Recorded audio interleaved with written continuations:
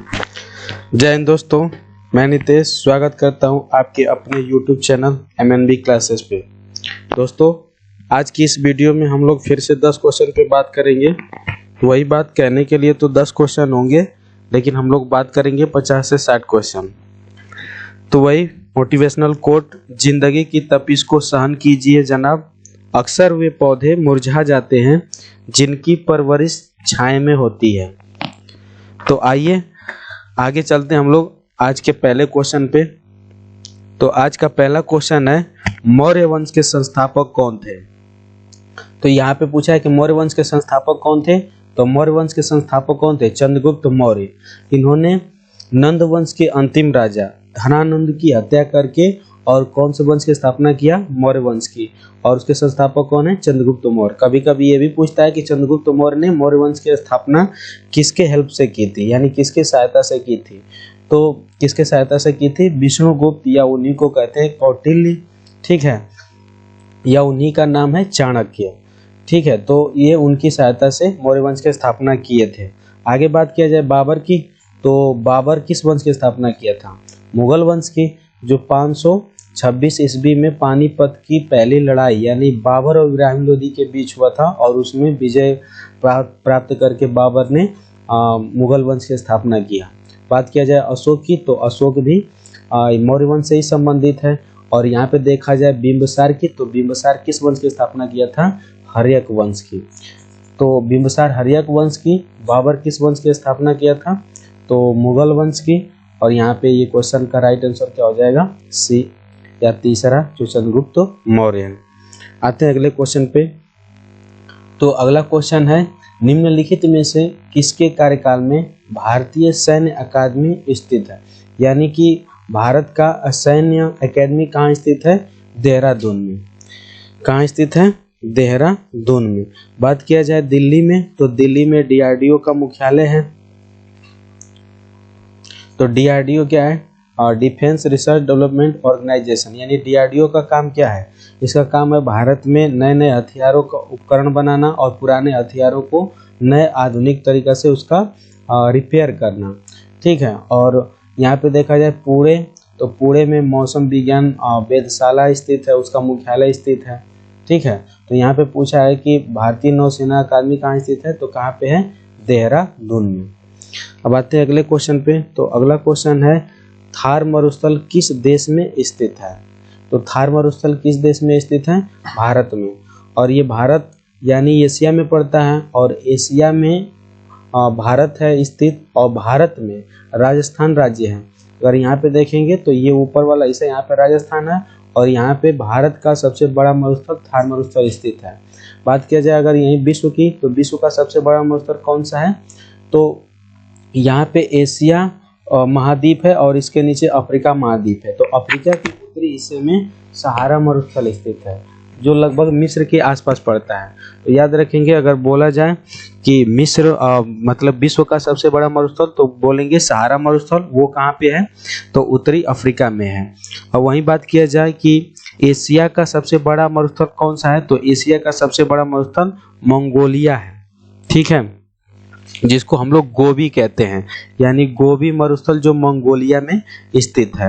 और भारत में पूछा है, तो भारत का सबसे बड़ा मरुस्थल थार है, यानी थार मरुस्थल किस देश में है? तो भारत में। राइट आंसर इसका क्या हो जाएगा? भारत। आते हैं अगले क्वेश्चन पे। तो अगला क्वेश्चन है, इंडिया गेट किस शहर में स्थित है? यानी जो इंडिया गेट है वो भारत के किस शहर में स्थित है? तो इंडिया गेट दिल्ली में है। वहीं पूछेगा गेटवे ऑफ इंडिया, यानी पूछता गेटवे ऑफ इंडिया, तो गेटवे ऑफ इंडिया कहाँ है? मुंबई में। तो गेटवे ऑफ इंडिया मुंबई में, इंडिया गेट दिल्ली में। और वही पूछता है बुलंद दरवाजा, तो बुलंद दरवाजा कहाँ है? फतेहपुर सीकरी, यानी फतेहपुर सीकरी कहाँ पड़ता है? आगरा में। तो बुलंद दरवाजा फतेहपुर सीकरी में। और अगर बात किया जाए लाल किले जिसका अकबर निर्माण करवाया था, तो वो कहाँ पे है? आगरा में। उसके बाद ताजमहल भी कहाँ पे है? आगरा में। तो यहाँ इस क्वेश्चन का राइट आंसर क्या हो जाएगा? दिल्ली। आते हैं अगले क्वेश्चन पे।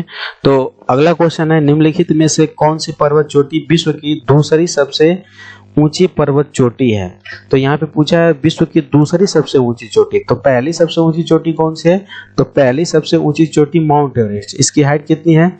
तो 8,848.86 मीटर। तो ये विश्व की पहली सबसे ऊंची चोटी है। वहीं बात की जाए K2 की, तो इसकी अदरवाइज नाम है गाडविन ऑगस्टीन। इसका दूसरा नाम क्या है? गाडविन ऑगस्टीन। और इसकी हाइट की बात करें तो इसकी हाइट है 8,611 मीटर। तो ये विश्व की दूसरी सबसे ऊंची चोटी है और माउंट एवरेस्ट विश्व की पहली सबसे ऊंची चोटी है। और बात किया जाए कंचनजंगा की, तो कंचनजंगा की हाइट है 8,595 मीटर, कहीं कहीं 94 मीटर दिया रहता है। तो ये विश्व की तीसरी सबसे ऊंची चोटी है। बात किया जाए राकापोसी, तो राकापोसी भारत में स्थित है। ये लद्दाख की सबसे ऊंची चोटी और विश्व की सबसे तीव्रतम ढाल वाली चोटी है। ये याद रखेंगे राकापोसी को। तो इस क्वेश्चन का राइट आंसर क्या हो जाएगा? K2 यानी ऑप्शन नंबर 4। अब आते हैं अगले क्वेश्चन पे। तो अगला क्वेश्चन है सरदार सरोवर परियोजना किस नदी पर स्थित है? तो सरदार सरोवर परियोजना किस नदी पे बना हुआ है? तो ये बना हुआ है नर्मदा नदी पे। और सरदार सरोवर परियोजना की बात करें तो नर्मदा नदी पे बनाकर यहाँ से इंदिरा गांधी नहर भी निकाली गई है, जो राजस्थान में सिंचाई के माध्यम से काम ज़्यादा हेल्पफुल होती है। और वहीं देखा जाए झेलम नदी पे, तो झेलम नदी पे तुलवुल परियोजना बना हुआ है। वहीं देखा जाए हुगली नदी पे, तो हुगली नदी पे फरक्का बैराज बना हुआ है।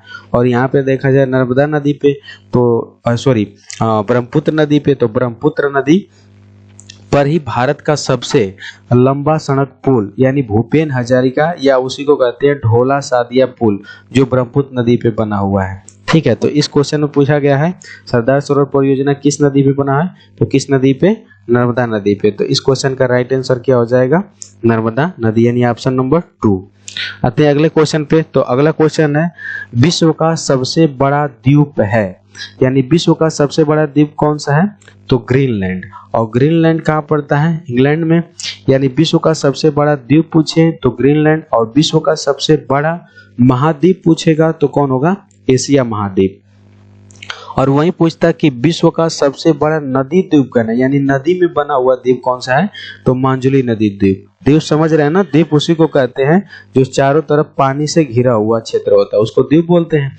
तो मांजुली नदी द्वीप है, तो यह विश्व का सबसे बड़ा मांजुली नदी द्वीप। वहीं पे बात किया जाए इंडोनेशिया की, तो इंडोनेशिया और द्वीपों का समूह एक देश है। यानी पूछा जाए कि किस देश में सबसे अधिक द्वीप समूह स्थित हैं, तो वह है इंडोनेशिया।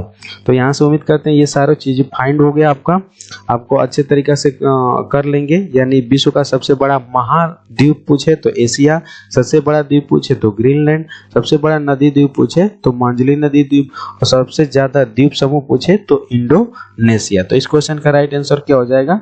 ग्रीनलैंड। आते हैं अगले क्वेश्चन पे। तो अगला क्वेश्चन है भारत की सबसे बड़ी पेट्रोलियम रिफाइनरी कहाँ स्थित है?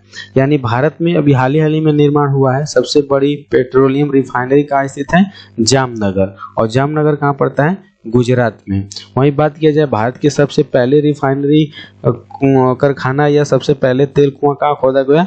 तो डिगबोई में। और डिगबोई कहाँ पड़ता है? तो असम में। ऊपर के ऑप्शन की बात की है विशाखापट्टनम, तो विशाखापट्टनम भारत का सबसे गहरा बंदरगाह है। और वही बात किया जाए मुंबई की, तो मुंबई भारत का सबसे बड़ा प्राकृतिक बंदरगाह है। यानी विशाखापट्टनम सबसे गहरा बंदरगाह और मुंबई सबसे बड़ा प्राकृतिक बंदरगाह। और इस क्वेश्चन का राइट आंसर क्या हो जाएगा? सी यानी तीसरा, यानी जामनगर। ठीक है, अब आते हैं अगले क्वेश्चन पे। तो अगला क्वेश्चन है सोशल वेबसाइट फेसबुक के विकासकर्ता यानी कि खोजकर्ता या उसको निर्माणकर्ता कौन है? तो सोशल वेबसाइट यानी फेसबुक बहुत चलाते हैं आप लोग, तो फेसबुक के खोजकर्ता या निर्माणकर्ता कौन है? Mark Zuckerberg. इसकी स्थापना कब किए थे? ये 2004 में। यानी 2004 में मार्क जुकरबर्ग ने फेसबुक की स्थापना किया था। वहीं पे बात किया जाए, और ये भी याद रखेंगे कि फेसबुक का नया नाम क्या हो गया है? मेटा। यानी फेसबुक का नया नाम हो गया मेटा। बात किया जाए वहीं मार्कोनी की, तो मार्कोनी किसकी खोज किया था? रेडियो की। यानी हम लोग रेडियो पे गाना सुनते हैं ना, यानी उस रेडियो की खोज किसने किया था? मार्कोनी। वहीं बात किया जाए ग्राहम बेल की, तो ग्राहम बेल किस चीज का आविष्कार किए थे? ग्रामोफोन।